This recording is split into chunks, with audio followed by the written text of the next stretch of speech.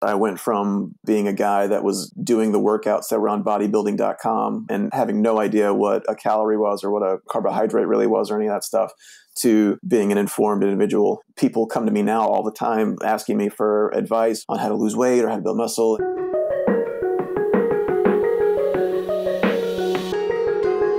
Hello, hello, hello. Welcome to the Muscle for Life podcast. I am your host, Michael Matthews. And in this episode, I interview Jake, who is a 32-year-old dude who used my Bigger, Leaner, Stronger program. He read the book and then did the program to completely transform his physique. And I wanted to get him on the show to share his journey. And in the interview, he talks about what he was up to before finding me and my work and how it was going, and then how things started to change after he read the book and read articles and listened to podcasts and started implementing all the advice.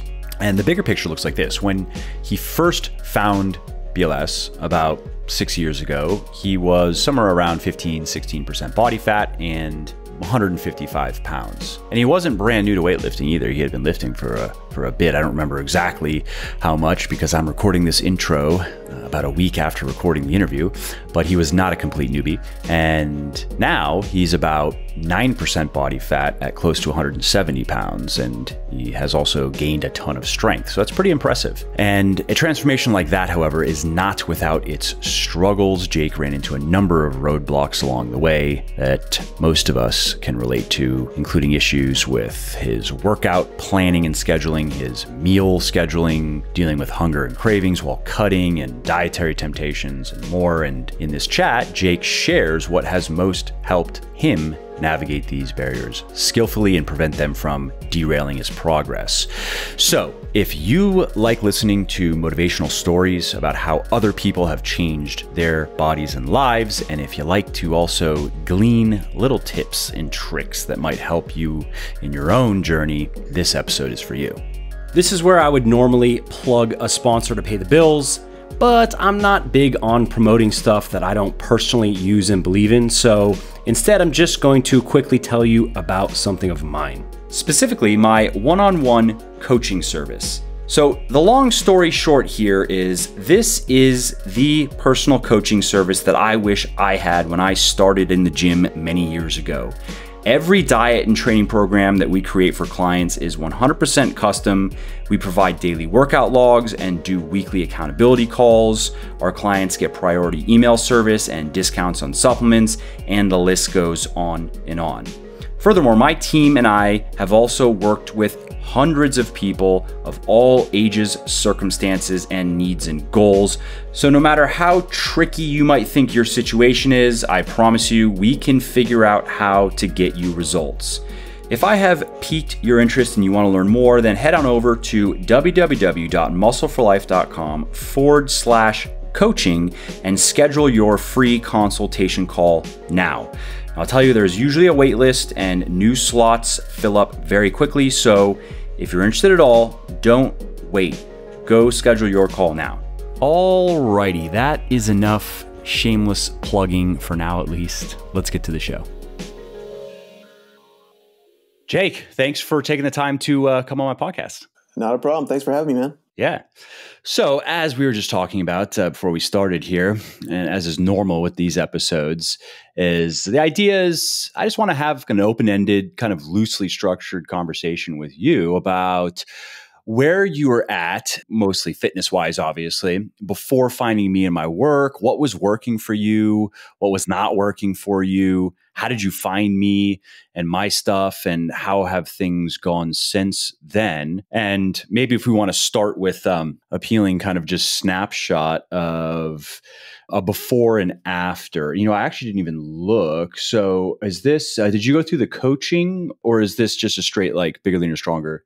No, I never did the coaching. You guys actually didn't start. I don't think you started doing that until I was probably already maybe a couple of years into BLS, I feel like. I started doing BLS in the spring of 2014, I believe it was. Prior to that, the only experience I had, well, my first experience with weights ever was my senior year of high school. I took a weightlifting course because it was required. And so like prior to that, I had no experience whatsoever. And we did lots of cleans, lots of flat benching and that sort of stuff, running the bleachers. They basically trained us like we were football players. I didn't touch a weight again until 2011. I joined the infamous Planet Fitness. At the time, it seemed like a pretty good deal. It was like $10 a month or whatever, but they had... Did they kick you out for deadlifting? I remember the alarm being on the wall, and I always just thought that was a fixture, like something that was like, haha, like the lunk alarm. But I went on YouTube at some point and saw people setting them off at other locations. I was like, oh, wow, it actually does. It is a thing. I just thought it was like, Yeah, it's an interesting marketing concept. When I first heard about it, it sounded silly to me. I didn't know the whole concept. I think the price is probably one of the big driving points of why it's been successful, because it's so cheap. But it's interesting. I wonder how much all the other stuff has contributed. I guess it can be summarized what it's supposed to be, like a quote unquote judgment free type of zone or something, or they like give out pizza and stuff. Yeah. Yeah. I always thought that was the weirdest thing too. And I honestly thought it was just brilliant marketing. Like when the first time I heard about that like maybe it's once a month or something, they'll bring in bagels or pizza or something. And I'm like, wow. So that's how they keep them coming back. I see. Yeah. That plus the cheap price. I could see, just from having worked with a lot of people, I can understand, especially it seems women can be intimidated in particular in the beginning, getting into a gym, and especially if they're not in shape. But the same thing for guys, but probably more so than women, because probably just basic inherent psychological differences between men and women. And then inevitably, though, women realize once they get rolling that people don't care. I mean, even the guys are more into themselves than anybody else. And most of the people in the gym are there for the same reason. They're there to just get better, to get into better shape. They're not there to like snicker about everyone else and judge everyone else around them. But I can see from a psychological perspective, obviously, how that marketing angle could be a lure. But I wonder if Planet Fitness would work if it were more expensive. You know what I mean? Like, how much does all that other stuff really contribute? I don't know. I don't think that it would be as much of a thing, honestly. The price is definitely, I always thought, was their big selling point, because that was why I joined. And I kind of just joined on my own. And then I realized a bunch of guys that I was in school with at the time were also going there. So like I would go and meet them there. And so this was 2011. So really for the first couple of years I was going to the gym for the first time in my life. I was in like my early 20s.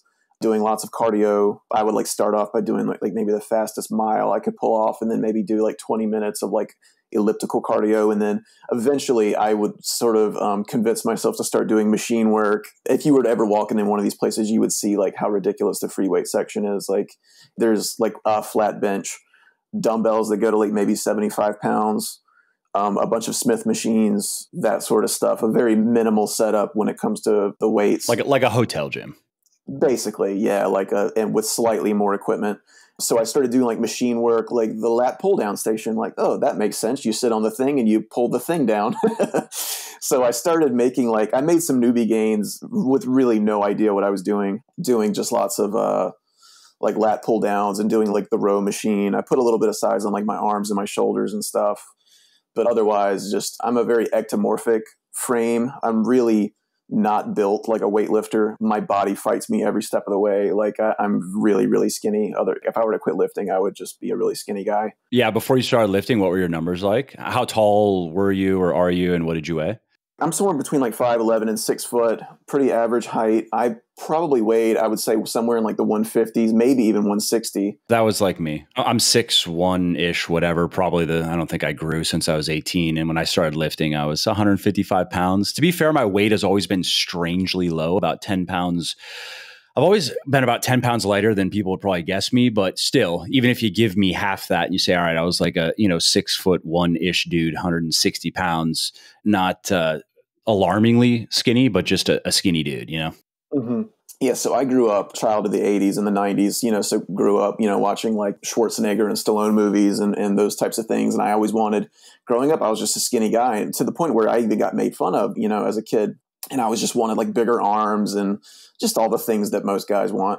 I got into it just really out of pure vanity purposes at first. And I did put a little bit of size on. I basically just toned up, I think is how I would describe it. somewhere in the 150s. Still not a great diet, like not the worst diet, but not really good either. Like I drank beer on the weekends and stuff, but not a binge drinker or anything like that. But, just sort of calories are sort of all over the place. And I think probably what kept me somewhat lean was just I've never been a big eater and just sort of only eating out of necessity. I did a lot of the same things I've heard you talk about. You go to the vitamin shop and you buy the pre-workout and you buy the protein powder and all this stuff that you think is going to change your life. The testosterone boosters and growth hormone, all that shit. Yeah. So I took a bunch of that crap, saw lackluster results, kept at it. And at the time, and in 2012, I was actually a traveling nuclear contractor. So I was traveling around the country working in nuclear power for a few years. Whenever I got somewhere, I would join a gym, if nothing else, just to stay active and to do stuff. Because when I was in that industry, I was seeing the most obesity I had ever seen anywhere. I saw some really, really fat, out of shape people in that job from years, I think, of just living on the road, living just not only sedentarily, but also just, with a really shit diet. And a lot of these people are alcoholics and just, eating God knows what every day. So it was during that point that I started doing more research, started trying to figure out what I was doing wrong. And then in the spring of 2014, after a few years of just sort of bullshitting my way through it, I think I discovered you. Like, I think you had done an interview with like Greg O'Gallagher or one of those guys. I saw it was like you came up on YouTube, and I remember watching some of those, and then I saw some of your own video. Like I think you had just started doing your podcast, so I started listening to some of your episodes early on. I saw BLS like on Amazon. It was like $12 or something. I was like, well, I mean, if nothing else, it's worth checking out. And right about that same time, I had the space at my house, so I bought and installed a home gym, one of those like the bench set that is adjustable with the squat rack thing on the back. I bought that and like a barbell off of a guy on Craigslist, got a few 100 pounds in weights. I read BLS probably in like a week or two, and started immediately just implementing not only the nutritional stuff, basically rewiring my brain as to how to lift, because it was completely alien to everything I'd done up to that point, Yeah, we were probably in similar. It sounds like my story. It sounds like I'm telling my own story. Yeah. I mean, just like so many other people, I guess, like less volume, more compound lifting. I had a little bit of experience doing deadlifts from years before, working out with an old friend of mine. He had taught me how to deadlift, but I was still not very comfortable with it. And the idea of it just like terrified me. But really taking the time to teach myself how to deadlift and squat, how to do bench pressing, like real weight that was, to me, was intimidating because I was training at home. I didn't have a training partner or anything. I had to kind of basically retrain myself on how to work out. So it was an interesting time.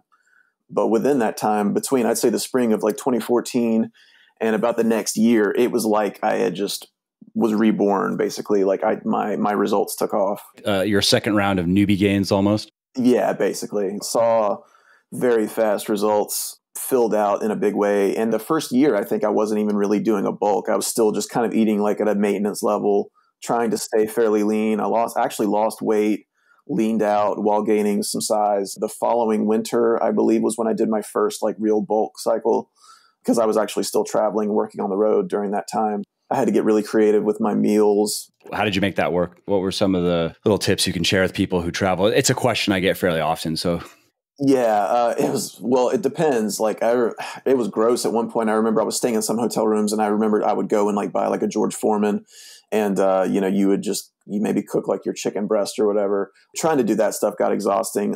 I quit doing this job a few years ago. In the last place that I stayed, what I did was I just stayed in a suite. I found a cool, like little old school hotel and suites type place that had a kitchenette. Just got asked for like a pot and a pan, and I would just go to the store and just kind of just cook my own meals, make like kind of like meal prep, or some version of that. Yeah. Like maybe buy like rice and like stuff to make vegetables or a salad or whatever, and then just buy like some lean proteins to last me for a handful of days, and then protein powder. Sometimes I'll grab rotisserie chicken because then you don't have to cook it; it's already cooked. If you can just keep it cool. Yeah, I've done that too, and then do that, and then I'm not a big fan of deli meats, but I've done that too, and then stick to like that and like protein powder. Try to keep carbs like easy as I can. I would buy like Cliff bars or Quest bars just as something else to munch on. The last outage that I did was in Washington State, and it was funny. I was actually at a Gold's Gym. They had a deadlift station and everything, and I actually had the guy come up, and this was like during my first bulk, so I was hitting it pretty hard And I had the manager actually come over and tell me I was deadlifting too loud. You're like, what the fuck are you talking about? What do you have a platform for? Yeah, I was like, is that a goal? And it was like, come on, man. Like, if there's one place, and I'm not like some jabroni that's like yelling out or anything like that. I think I was just maybe slamming the plates too hard. Was not the last gym I was told I couldn't deadlift in. I mean, I understand. There's a guy who deadlifts in my gym who makes it a point to always end his sets by just dropping the weight at the top. Like he doesn't even try to lower it down to maybe his knees. Yeah, it's that is a little bit unnecessary. I understand. I don't care what gym it is. Obnoxious. It's just annoying. Like, dude, come on. And this guy knows better. He's actually pretty strong. What the fuck are you doing? Yeah, it's pretty obnoxious. And it's those moments where you wish there was like a lunk alarm that would go off because it would be hilarious to see. So this was like spring of 2015, got out of that job. I fulfilled my contract with my company, decided it wasn't for me. I wasn't going to continue doing it. And about that time, I re-enrolled in school, I got my first degree in engineering doing that. So I started going after a second degree. I wanted it to be in health and wellness because that was what I was into with doing all this stuff. So I started going after a bachelor's in health sciences. By the time I enrolled and I started taking these classes, I was just kind of cruising through them because a lot of this information I had sort of already learned from reading all of your books and watching your Q&As. I was already sort of a nerd kind of cruising through like PubMed and other, like other websites that were open to the public. I was like reading up on research studies all about nutrition and diet and, the workouts and stuff. So within the span of a few years, I went from being a guy that was sort of doing the workouts that were on bodybuilding.com and not having no idea what a calorie was or what a carbohydrate really was or any of that stuff to being an informed individual who people come to me now all the time asking me for advice or on how to lose weight or how to build muscle. And I always tell them unequivocally, I say, well, you could sit down with me and listen to me ramble for 2 hours, or I could just tell you to buy this guy's book. I hear that often where it's good for both parties because you don't have to then take your time. Not that you wouldn't mind, but we all have a lot of things that are pulling for our time.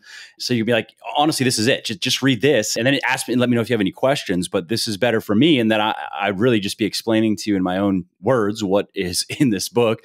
And then for you, it's better because, of course, inevitably they're going to get, especially with the new third edition that's coming out. When we're done here, if you want, I'll send you a copy of it.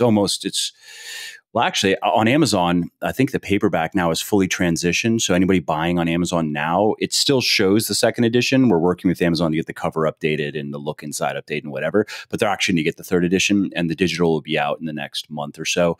Anyways, that in particular, there's just so much information in there. They're going to learn a lot more reading the book than you would even explain to them. You know what I mean?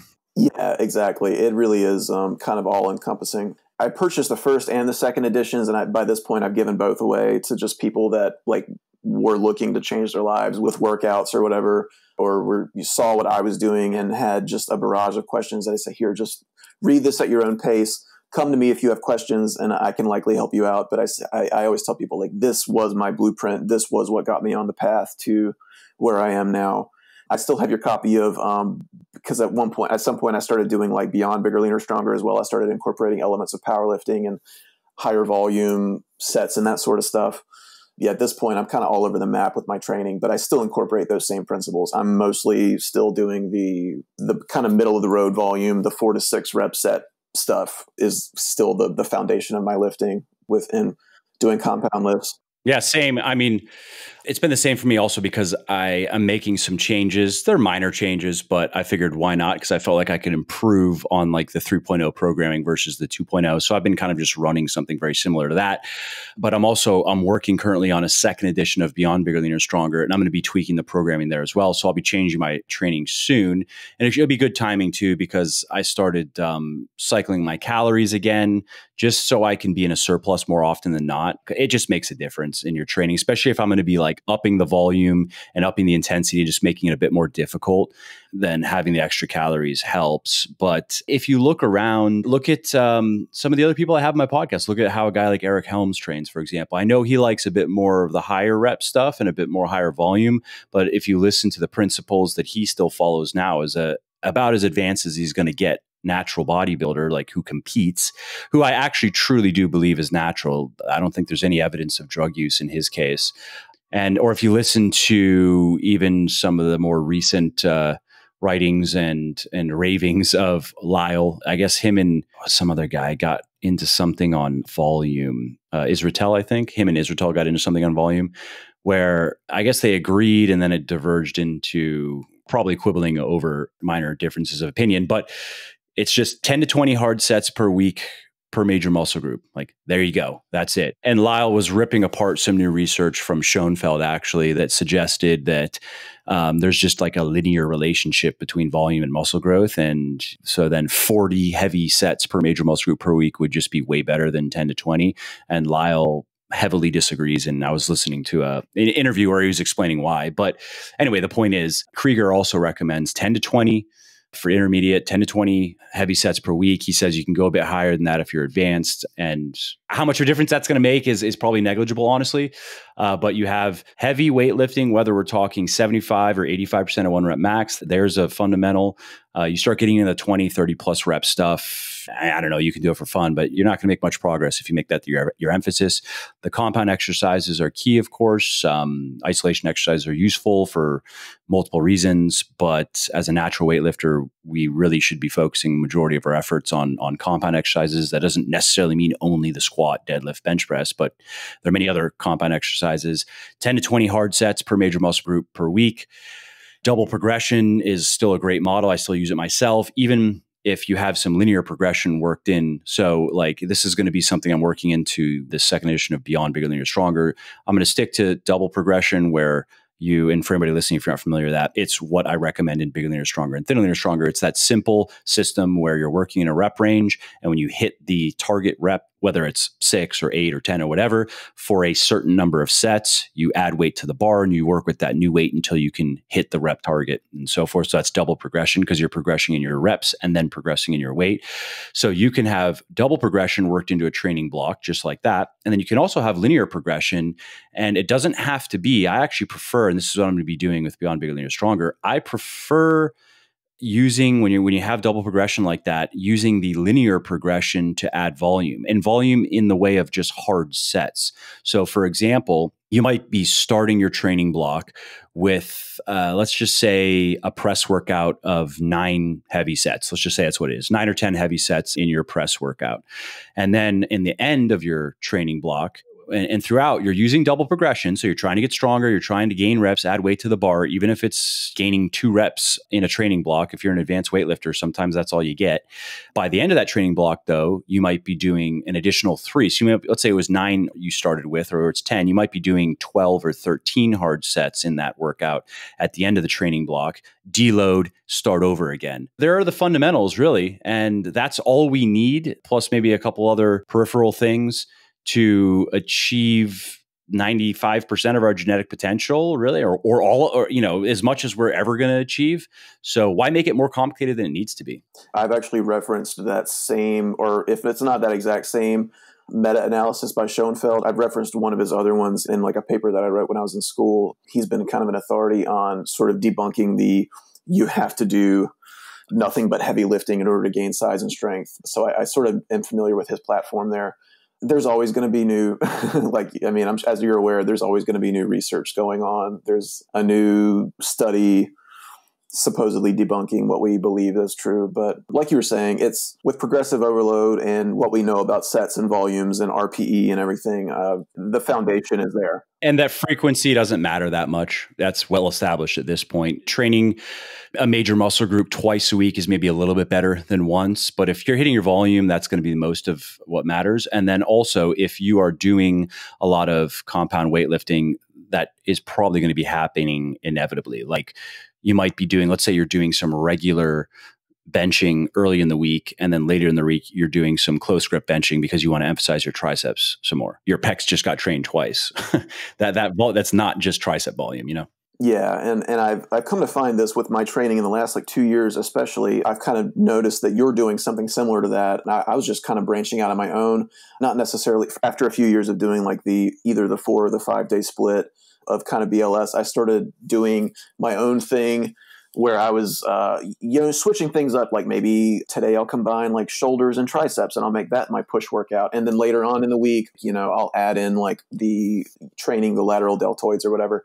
And I sort of, that's what I'm doing. Yeah. And so like you find ways to just sort of work your volume in there. And it also kind of, for me, made it fun again, rather than kind of grueling through the same workout, week in and week out for years. You can still even be doing the same exercises, but maybe you're just sort of switching them up a little bit and not feel like you're killing yourself in the process. Yeah, totally. That's some of the changes that I made in the 3.0 programming. The workouts are similar, but one, I've changed the names just to actually more accurately reflect. So instead of calling it a back day, call it a pull day, because there's a perception that, it's back, it's just some body part split. Body part splits are trash. And that's not even true, actually. Body part splits are not trash. You actually do quite well on a pure body part split if it's programmed properly. Oh, yeah. I know I did. I can say anecdotally that they absolutely work. Yeah. And now we know a bit more why, honestly, because of the research that has come out in the last 4 to 5 years and the good analysis of that research and the practical implications of that research. So I've renamed the workouts to more accurately reflect what they are, but then also kind of redistributed some of the volume for some of the muscle groups, combined things a little bit differently, just based on a lot of feedback that I've gotten from people over the years and my own experience. So I'm pretty happy with, I feel it's pretty optimal for somebody who is new to this style of training. It's the best I can do for that person right now, basically. Yeah. And I've had people try to do the workouts that I do and come to me saying they get quickly burned out or whatever. I say, well, just switch things up. What works for me might not necessarily work for you. And this kind of training can burn the average person out, especially if you're someone that already works a full-time job or you have a wife and kids and you just have lots of going on already. You can quickly tire yourself out. So yeah, I think that switching the workout, tweaking the volume here and there and adding things in, it's not only a way to keep things fun, but also kind of a way to keep the ball rolling, keep progressing in some kind of way. Yeah. Where are you at now physique-wise? Just so for people wondering. So you started this journey somewhere in the mid 150s, I guess somewhere around 14% body fat or so, give or take. And then where are you at now? Yeah, so very ectomorphic biotype. In the last handful of years, I've done 2 proper like bulk and cut cycles. The first one where I was bulking, like I mentioned earlier when I was still on the road traveling a lot, I was probably on some of those days still more at a maintenance level. My calories were still kind of tapered to the lower end, like in a slight surplus on those days. Got back home. I remember that first cut, I went pretty hard on it. I was doing fasted training I think you would just come out with like Forge. So I was like using Phoenix and Forge, trying to quickly burn the fat, which I did. During that time, I was walking around in like the mid 170s and I would cut and maybe get down to like around 170 or like the high 160s. And then the following year, I went really hard on my bulk, not like in the so-called dirty bulk kind of way. I wasn't eating like frozen pizzas for every meal or anything, but I was really going hard on like my carbohydrate intake, eating probably 3,500 calories plus a day. That's good. I mean, standard. Yeah, but training, 4 to 5 days a week, hitting got my highest numbers during that point. And then the following spring/summer, I cut down again, got back down to the 170s. And during this entire time, this was several years where I was also doing like intermittent fasting most of the time. And I was using like a workout app, tracking all my calories, really watching every little thing that I was doing. And these days, I haven't tracked a calorie or a macronutrient in probably about 2 years now. And right now I'm walking around 165 and I'm probably the leanest and most muscular I've ever been. And that's just basically eating intuitively and just lifting about 4 days a week, sometimes 5, depending on my schedule. And I'm not tracking anything anymore. I still track my workouts. I use your app for every workout. I haven't actually used like a calorie tracking app in a couple of years. And your body fat is, it looks probably around 8% or so. I'd say it's probably about 7-8%. Yeah, I've got like lower abdominal veins that like I've never had otherwise. Like I used to have just like one that was there, and like if maybe I went too hard on a meal or something, it would go away, and like a day or two later it would come back. But now I've got like a whole bunch of them, and I was like, where did those come from? It was like this last year I started just leaning out, and people were like, what are you doing differently? I'm like, honestly, I kind of cut the desserts at night. I don't have like the late night sweet tooth that I had for a while. I'm like you in that I'm sort of robotic and that I eat pretty much the same meal like every day. I think that tends to help and keep things simple. Yep. And so if you do that math, that's pretty good. That's like somewhere around 20 pounds of muscle gain. And you came into it with weightlifting experience, and you could have gained more, obviously, if you would have maybe had another bulk and cut cycle. And I understand, like, there's a point where you're happy with your physique and you just like staying lean. And, I've been there I was surprised, actually. I was looking back at my Instagram. I was like, holy shit, I've been maintaining for like 5 years, I think 4 years. Something that I'm curious about is, so I did that for a while, stayed around the same body fat as what you're talking about, where you have some ab veins. And for me, I'm not a very vascular person. To get like veins going up into the second set of abs, I need to be very lean. I need to be like photo shoot ridiculous lean. And that I've tried to maintain. It's just not sustainable, period. Like, it's just not. Yeah. And I think I tried that like my first year, like the first time I cut, I wanted to get down to like that 6%. And I quickly realized I was like, this is just not, I'm not going to be able to like enjoy myself very much if I'm doing this. My sleep is going to suck. My lifts are probably not going to be that great. So I'm happy where I'm at now. I'm pretty happy with it. I'm not the most vascular guy either, but I mean, even when I kind of creep up into the higher body fat percentages, like I still have like bicep veins, and I've always had really vascular forearms for some reason. Even before I was lifting, people were like, what the fuck do you do to make your arms look like that? I'm like, I don't know, it's just genetics, I guess. That's funny. I would trade them for a set of calves any day of the week, but it's just not happening. You're speaking my language. But yeah, no, I've noticed though, I'll be curious how it is for you. So I stayed pretty lean for quite some time, and I would say probably hovering around 8%. Sometimes I'd go a little bit higher, but I'd say more often I'd go a little bit lower, just because I'd be like, I'll just, I'll go to deficit for a month and lose a couple pounds of fat just because it'll look cool. So now this is the first time, I mentioned earlier, that I'm cycling my calories, which means that realistically, week to week, I'm going to be in a small surplus. It probably is not going to be enough to really notice that much in the way of fat gain, regardless of how long I do it. But this will be the first time, because like you, for a while, I was eating intuitively. I mean, I tend to eat the same things, so I know more or less what I'm eating. Like at any time, someone could ask me, how many calories are you eating every day? And I could say, it's around here, and then go do it in Excel and be within a couple, at least within 100, 200 calories, like close enough, But this is the first time in a while that I've deliberately increased my calories to be in a surplus several days per week. And the reason why I actually did it is, so although I like being lean, I mean, you know how it is. You get lean and you just want to stay that way. It's just there's a psychological appeal to it. There just is. It is what it is, right? And then there's also, you could say maybe it could be considered part of my job, although it's not entirely necessary to be maybe as lean as I've generally kind of been.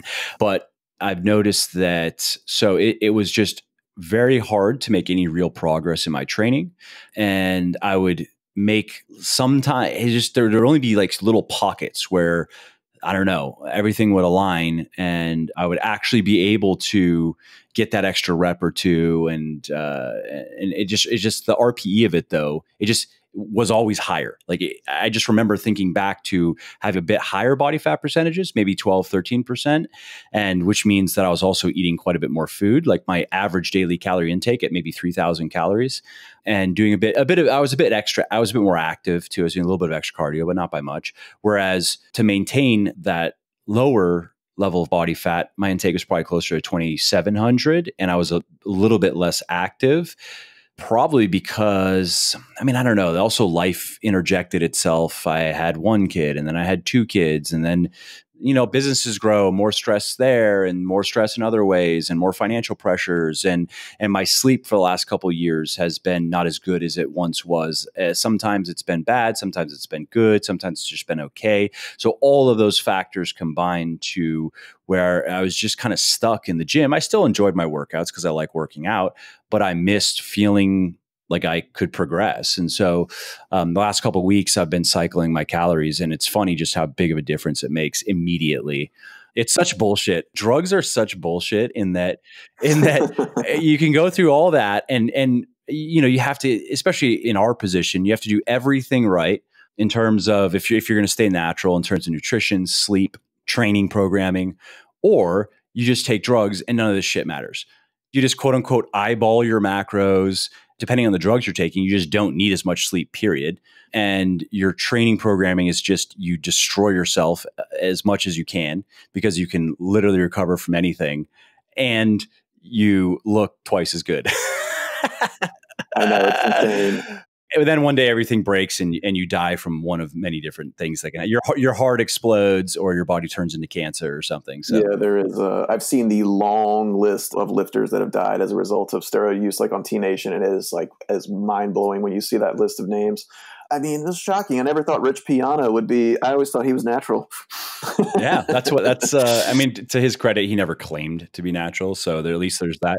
I mean, it would be hilarious if he did, but at least he was open about it. I loved how open and honest, and also how hilarious he was about his drug use. But yeah, I've had people come to me thinking I was on drugs, and not that I don't think I really look like, I don't really have the physique of a guy that would do steroids really, but people could be like, come on, man, tell me the real secret. I'm like, dude, my secret is I go at it with a monastic obsession and I hit it hard, and that's really all there is to it. I work my ass off, and I guess it shows. I don't know. There are certainly people that look better, but I work hard for what I've got. I have to say that discovering like your work and it segueing into, even though it sounds cliche, turning it into a lifestyle, my work ethic was suddenly informed by a physicality. And that really segued into everything else I was doing, because while I was a student, you were also the first person that introduced me to Amazon's KDP system. And just this past summer, I became a published author as a result. Oh, nice. What's the book? It's called Marooned, Marooned. It's on Amazon. It's like a crime noir thriller that I wrote it while I was a student, actually. I was kind of like moonlighting as a writer at night, like when I would get home from work and get done with my schoolwork. I was kind of doing that in my free time. It started off just as this one thing. Suddenly it's like, all right, that's 50 pages. Oh, or now it's 100 pages. And now it's like, all right, now I've just got this thing inside me and I need to get it out.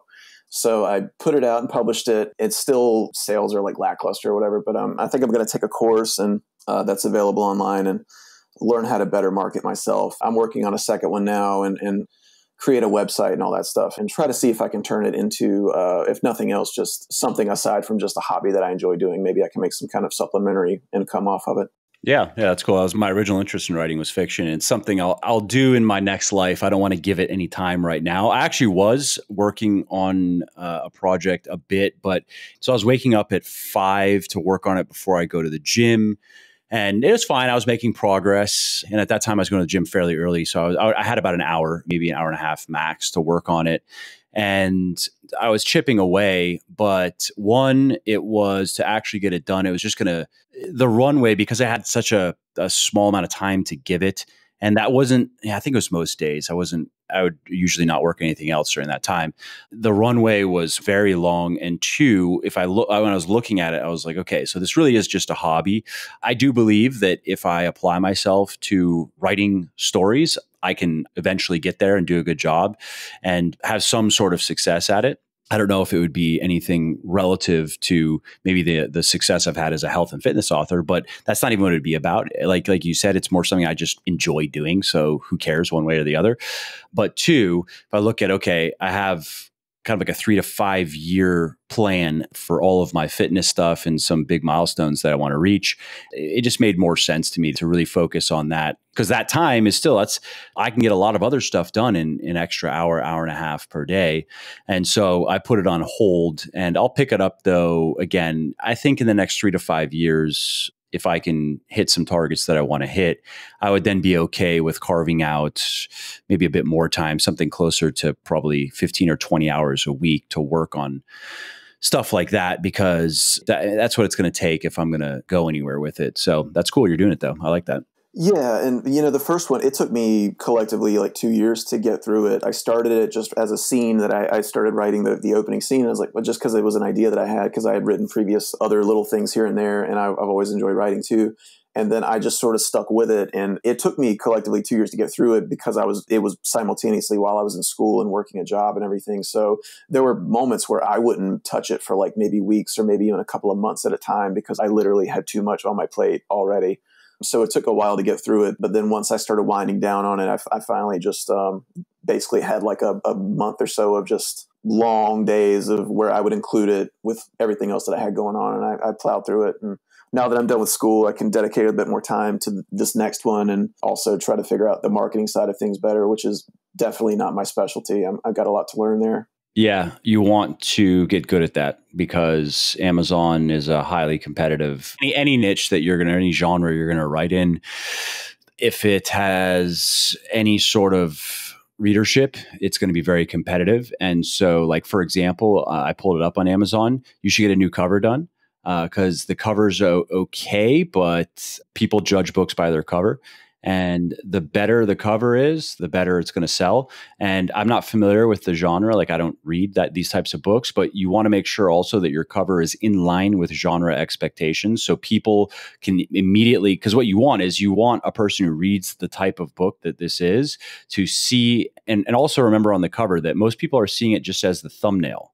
So some people make the mistake. This is mainstream legacy publishers make this mistake where they make a cover that looks great or looks good in a full size, but looks like shit when you shrink it down to a thumbnail, where it's just too much going on. Sometimes you can't even read the author's name, or sometimes it's just the design elements look really messy when they get crunched down into a thumbnail. So you have to think with the priority is having a cover that is striking as a thumbnail, because that's how most people are going to see it. The immediate things you could do would be improve the cover, improve your description. You should use that. You get a lot more space than that. And you can look at some of the other, I can send you after some people who do this shit really well. It's not that it's complicated. It's just like literally just copy what these other people are doing.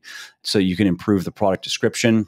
And you should start using their advertising platform. Yeah, I've used it a little bit, with lackluster results. There's a guy named Mark Dawson who, at this point, he offers I think it's called like Self-Publishing Formula 101. Yeah, I think he's pretty much become like a millionaire. He's written a ton of books at this point. I think I'm going to take his course. And the cover, I love that cover. But yeah, I actually commissioned an artist who I really admire to do that for me, because he's done like a lot of album covers that I like. So I had that like personally done for me, which was awesome. But I've come to find that, covers they really do like make or break you. Yeah. I mean, there are some crazy case studies out there of how big of a difference just changing a cover can make. I mean, it can literally double or triple sales. Yeah, there's a lot going on with the going forward, but I think when I launch the next one, I'm going to go about it, because the first one, I think I don't know what your experience was like when you launched BLS initially, but I just kind of put it out into the world, not really expecting to make money on it or anything. It did okay. It made like a little bit of money here and there, but like I said, I mostly did it just because out of enjoyment. But now that I'm like, well, I want to keep going with this, and I want to see what kind of results I can really bring in with it. When the next one launches, I'm going to go back and fix what's necessary with the first one, as well as the other ones going forward, and see what the best way to go about putting them out is. Yeah. And you should also study the art of storytelling and read a lot of books on writing fiction, how to tell good stories and how to write good fiction. So you have the more technical stuff, which is how to even, for example, write good dialogue. And then there's the more overarching of how to tell good stories. There's also that. It's not just a matter of like writing stuff that you think is cool. You really have to treat it like training. It's like, if you haven't done that, you are in your newbie phase where you're just doing bodybuilding workouts or, stuff you read in magazines, and you think that's cool and you're seeing little changes in your body, but you really don't have any idea what really makes this stuff work and how to really become one of the elites. You know what I mean? And it's odd because I've listened to some of Dawson's podcasts and I don't know, paid attention to the self-publishing space a bit. And it seems like it's fairly uncommon for writers to read much on like the art of writing and of storytelling. I mean, I've read probably, I don't even know, maybe 40 books on it. Wow. I've read some that you've recommended, like The War of Art, for instance, was a really big one for me. Reading that was really inspiring. I think I read that in the midst of it. And that was sort of something that kind of helped me get over the hump. Yeah. Yeah. And I mean, that's a good book just for, I would say, not just for artists and creatives. Yeah. Just for living life. But no, I'm talking about books like Robert McKee's Story, books about how to tell good stories. And then you have specifically how to write good fiction. And there's overlap there, but those are different things. Anyway, so there's that as well. If you really want to get into it, you have to assume that if you haven't really educated yourself, you're probably not very good at it. Even if you have, I would apply this to myself as well. When you start out at something, you're not good. You might think you're good, you're not good. And that applies to anything. Don't take that personally. I mean, No, if you I play agree. sports, you know that. Even if you think like you're hot shit and you think you have a talent for it, and then you actually start playing more and you play with some kids who are actually good and you're like, I'm fucking terrible. And so it applies to fiction as well. So what you can do then is also improve your writing chops and your storytelling chops. And then because it's self-published, what's cool is, and this is what I would do, and this is what I've done with BLS a number of times, is you can always update it whenever you want. You could change the story altogether. It doesn't matter because it's just simply uploading a new file and there you go. And then people who actually have already read it previously would get a free update. You could work on it iteratively like that, in addition to working on a sequel. Anyway, I'm just kind of rambling at this point. Oh, it's all right. I mean, it's all interesting to me. I agree. It is quite something to know that you can do that. But I agree. People that have liked it or whatever have asked me, and they say, well, how do you do this and how do you do that? So, well, I tend to just quote Henry Rollins, and I say, I don't have talent. I have tenacity. I just kind of run at things and hope that something sticks. I just keep, I guess I would use it as an example as well. You just kind of work really hard and you put in the time and you get better. That's really what it comes down to. Magic.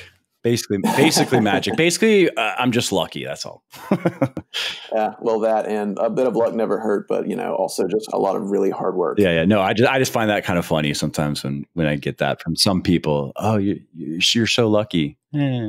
Not really. It's hard to point to anything where I'd go, oh, fuck, that was really lucky. I could say maybe the timing of publishing BLS but that was deliberate though. That was me looking at the marketplace and honestly wondering, why has someone not written this book yet? This is a need that's out there that's not being fulfilled. Oh, I'll do it. Is that luck though? I don't know. Well, what I've always found interesting about your work and with like BLS and everything is that I'm someone that really does not identify with today's fitness space. I really don't. Like, I'm not into the Instagram influencer thing. I don't follow any. I'm not into those people. I just sort of see it all as faux pas. I just don't buy it.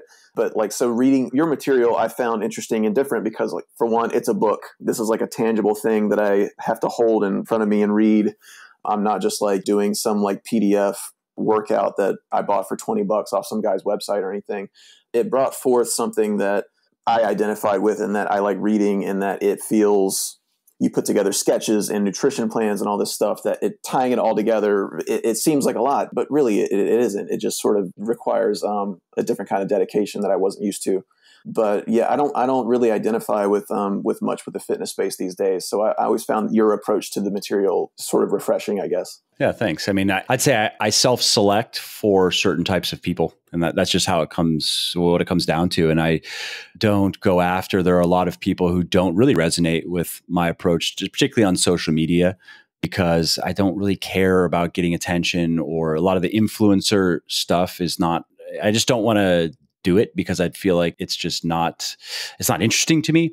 It would be inauthentic, and the potential of increased income from it is just not enough to make me want to override what seems interesting and actually helpful and what is in line with why I'm doing this. And so that's why I just primarily use it to share a lot of my educational stuff.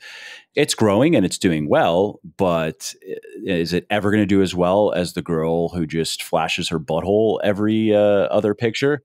No, it's not. I'll never have as many. I won't have as many followers, and I wouldn't be, not that I only promote my own stuff, but I wouldn't be able to earn as much through promotions. I think that's the first key to being a successful influencer, is be a female and be shameless. Yeah. Or if you are a guy, I found, I guess, just not owning a shirt. And that's not enough though. Nah, guys, it's not enough. It's not enough. Just looking good as a guy is definitely not enough. You can get something of a following, but you probably, if you really want to, like, if say you want to break the 7-figure follower, it's probably mostly about lifestyle. You're going to probably have to recruit. You're going to have to be younger, because you're going to have to go after the younger crowd, because it's probably the majority of users on, let's say, Instagram. I would assume that skews younger. And also the virality seems to be more among younger people. So you have to go after younger people, which means you probably have to be a bit younger yourself. I'm 34. I'm too old. Yeah, I would need to be like 25, 26. Looking good, yes. It would have to be physique. Would have to be good enough, but I think it'd be more about everything else. It'd be about how I live. So I'd have to have money, which means I'd have to be an trust fund kid, inherit money, because no one at that age, very few people at that age make any real money. Or if they did, if they do now, there are some cases where they started out with showing off shit that like people didn't know that in the beginning they actually weren't making much money, because now they make their money as an influencer. But in the beginning, they had nice things because of mommy and daddy. But, you know, oh, look at their apartment, quote unquote. Yeah, but who's paying for it? Look at the Range Rover and the Lamborghini. Yeah, who? Oh, those are daddy's cars, actually, or daddy's paying for them. But then it's like a fake it till you make it, because that eventually, so you work in that whole lifestyle, right? And then you bring in the hot girlfriends and the drama and the breakups and all that shit. And eventually you have enough followers where you actually can make a lot of money now. So different paths. If I were doing that, I've said, I don't understand why some of these people don't get smarter about it. Everything should be scripted. Everything should be fake. That's what I would do. If I was going to go all in, like if I was going to be one of these idiots that just show off shit and basically try to attract people who wish they were me. And that's my whole thing, is like, I'm such a narcissist. I'm so amazing. Don't you wish you had my life? Everything would be fake. I would treat it like a reality TV show. Take the Kardashians, right? Scripted, guaranteed. The vast majority of, I've seen it here and there, so I don't know. It's probably just the same shit over and over of who's fucking who and who's upset at who and what they're buying. And I'm sure there's like some simple formula when they boil it down where they're like, cool, here's what makes a successful season. It's one part this, one part this, one part this. We just rinse and repeat. We mix them around, whatever.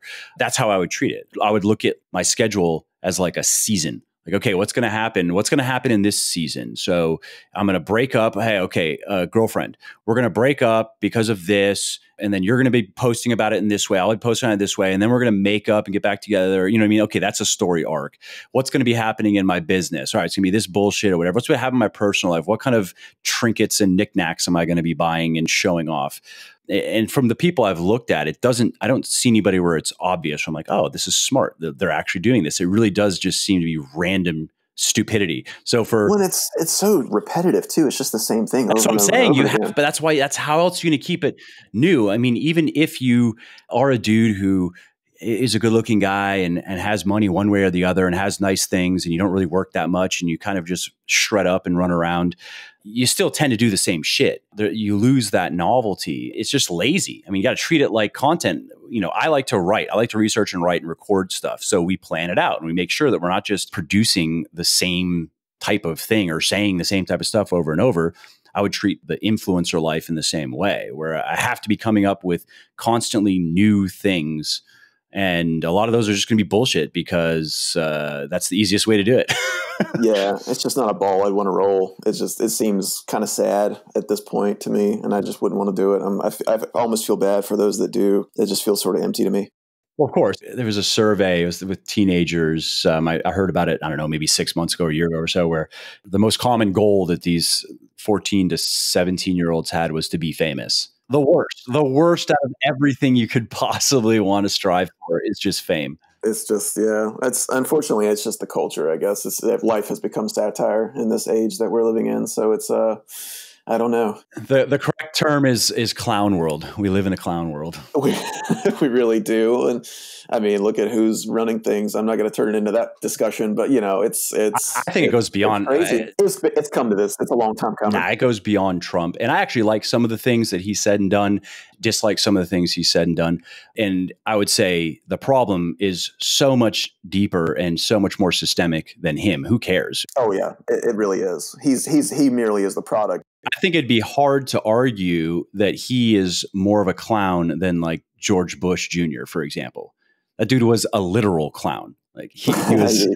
So yeah, no. It's more just the political class in general. Anybody who thinks that, oh, the problem is the other party in our two-party system is a fucking idiot. Actually, you have to be very ignorant or very naive or just very stupid to believe that if one party just took over everything, we would have our utopia, our clown utopia. No. The political class, we have a kakistocracy at this point. We are governed by the least qualified, and this is not, I'm not talking about Trump now, I'm talking about the political class in general, by the least qualified, the least skilled, the least intelligent people in our society. These are the ones that govern us. People who, on the whole, and this is not all of them, there are definitely outstanding people in government, in higher levels of government, but on the whole, many of these people could not cut it in the private sector. They literally could not keep a job. They could not hold a job because they're fucking stupid, incompetent, corrupt, and just broken, dysfunctional people. And that's where we're at now. So it goes, the problems of the clown world, it's not Trump's fault at all. It's really all of our fault. I think in a way, we people of the West, we are getting the government, we are getting the culture, we're getting the country, we're getting the world that we deserve. And the internet troll in me finds that amusing. We all like seeing people get their just desserts. We all get a kick from Schadenfreude. And that's what I see now in the West, where with the imminent collapse of so many things that made the West exceptional, you just have to laugh about it and be like, yeah, we're getting what we fucking deserve because collectively we fucking suck. That's it. We used to not suck. Now we're pretty shitty on the whole, and we're getting what we deserve. So, clown world, here we come. Yeah, I am inherently a pessimist, but yeah, I don't know. You find ways to, I guess, like I said, keep the ball rolling. I'm actually not. I'm actually an optimistic person, but at the same time, I have a hard time. Like, you look at what's going on, and this has been I've been interested in this kind of stuff, and I don't know, I've been reading and listening, consuming this type of content for, 10 plus years now. Like, if I weren't doing health and fitness, I'd be doing culture and politics. I would like to believe otherwise. I would love for people to be able to make a case like, no, Mike, let me break this down for you. I see what you're saying with all these things. If I were to like actually start listing, reading out my litany of things, they'd be like, but have you considered this? Have you considered that? And I've actually intentionally went and looked for that information. I've read some of these books that are like the optimist view of the future and have been wholly unconvinced of anything because they focus on things that are just kind of irrelevant in the scheme of things. It's like we have a huge fire raging over here, and they're saying, well, see that little ember over off in the periphery over there? Oh, here we're going to be able to put that ember out. It's very specific advances in medical science or in technology or things where it's like, yeah, that's cool, but what happens when our entire economy collapses? Like, who fucking cares? Or what happens when all of this devolves into just authoritarianism? Who cares? So it's not that I haven't went and looked for, okay, what's the counter argument? Here's my argument. What's the counter argument? And I just find it so unconvincing.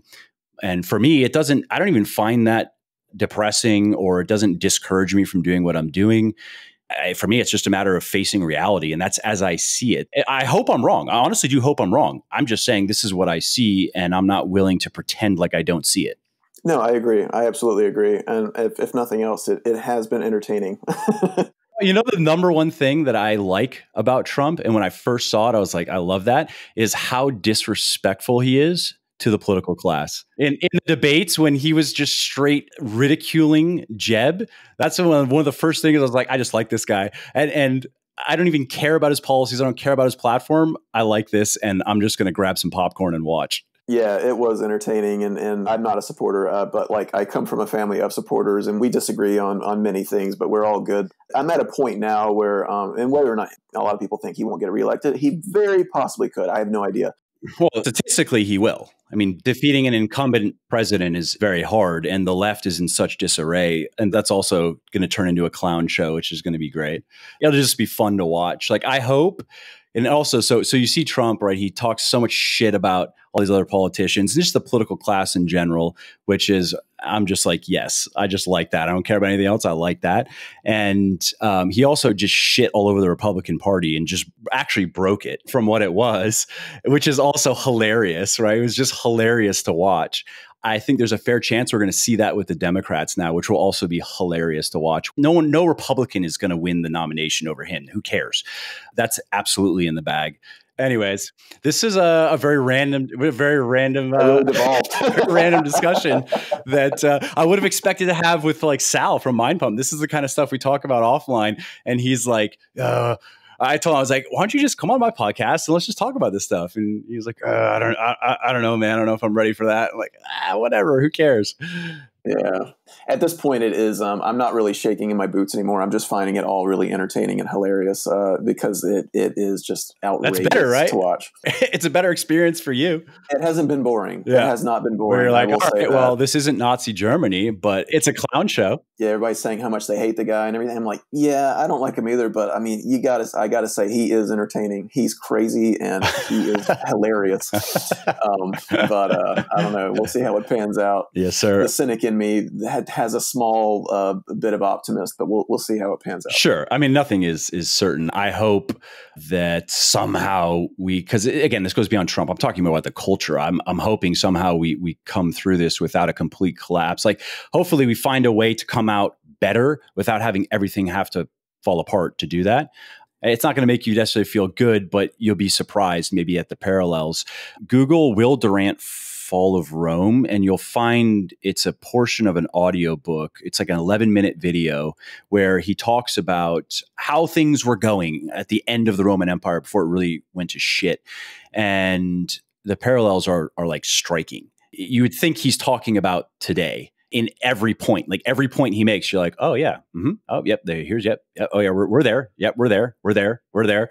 So we'll see. Maybe aliens will come save us. I think when I saw Elon Musk admit that he has become a feudalist, I think it was on Joe Rogan, I was like, oh, all right. I didn't watch. I watched like 20 or 30 minutes of it and found it boring, so I just stopped. It was it has its highlights. Maybe if you can go through and see if there's somebody in the comments that sort of like tells you what times to click or whatever. There are moments where you're like, oh yeah, because it was very insightful. And then since then I saw him on 60 Minutes, and he's caught a lot of shit for smoking weed and all that stuff on there. And I know the guy's caught a lot of flack. Seeing how his optimism has shifted has kind of had an effect on me. And I'm like, well, I mean, it's obviously had an effect on that guy. I mean, but then again, you see how the hours that he puts into everything that he does. And I mean, I think he's just sort of worn out.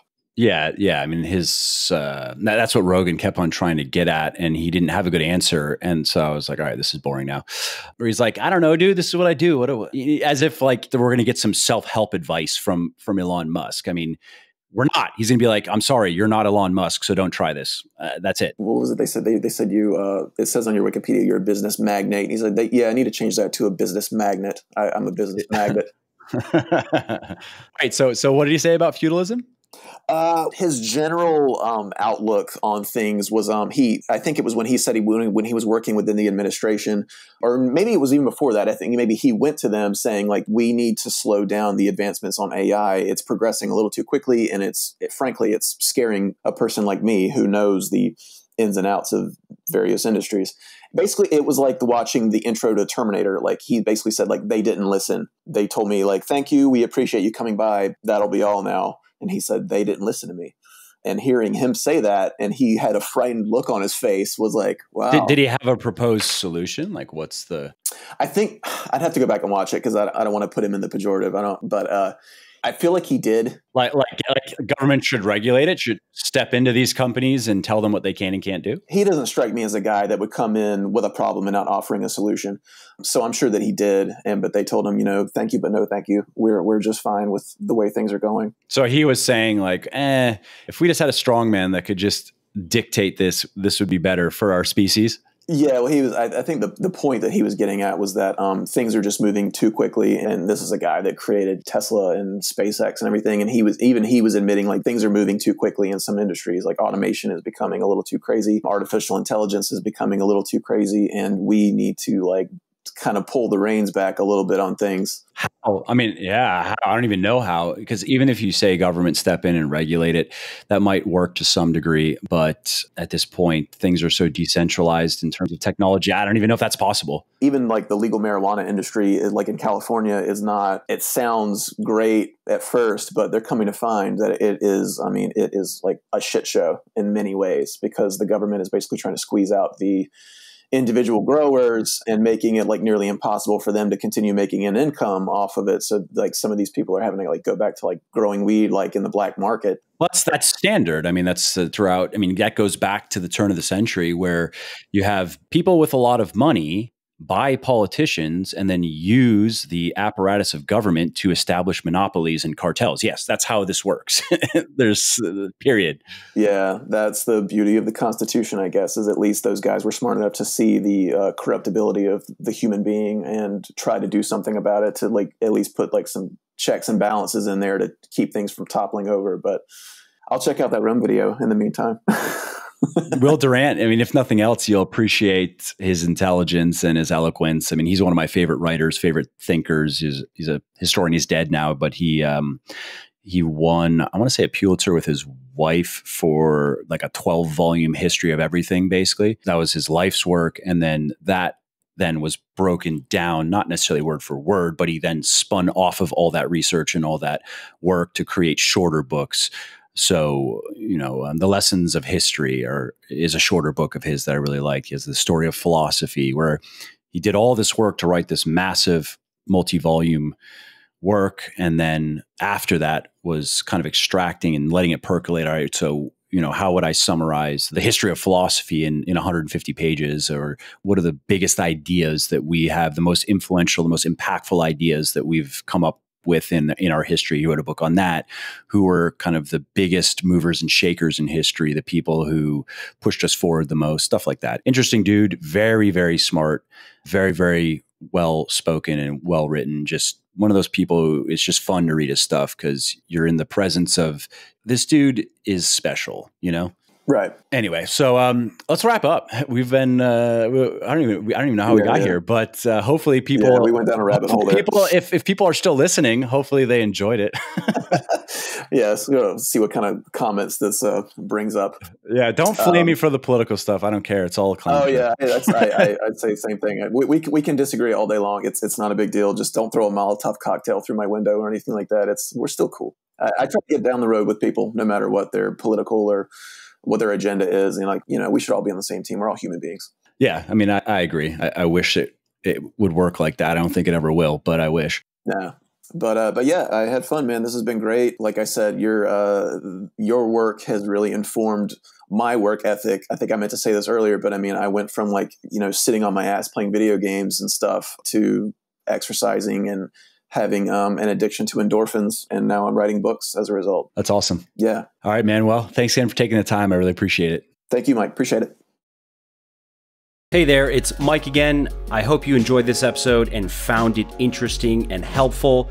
And if you did and don't mind doing me a favor, then please do give this video a like and leave a comment down below. Not only do I like to hear from everybody and I jump in and reply to as many comments as I can, it also helps other people find their way to the show and learn how to build their best bodies ever too. And of course, if you want to be notified when the next episode goes live, then just subscribe to my channel and you won't miss out on any of the new content. Lastly, if you didn't like something about the show, then definitely shoot me an email at mike@muscleforlife.com and share your thoughts on how you think it could be better. I read everything myself and I'm always looking for constructive feedback, so please do reach out. Thanks again for listening to the episode, and I hope to hear from you soon. And lastly, this episode is brought to you by me. Seriously though, I'm not big on promoting stuff that I don't personally use and believe in, so instead I'm going to just quickly tell you about something of mine. Specifically, my one-on-one coaching service. So the long story short here is this is the personal coaching service that I wish I had when I started in the gym many years ago. Every diet and training program that we create for clients is 100% custom. We provide daily workout logs and do weekly accountability calls. Our clients get priority email service and discounts on supplements, and the list goes on and on. Furthermore, my team and I have also worked with hundreds of people of all ages, circumstances, and needs and goals. So no matter how tricky you might think your situation is, I promise you we can figure out how to get you results.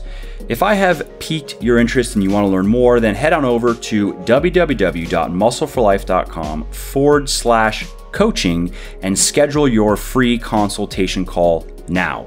I'll tell you, there's usually a wait list and new slots fill up very quickly. So if you're interested at all, don't wait. Go schedule your call now.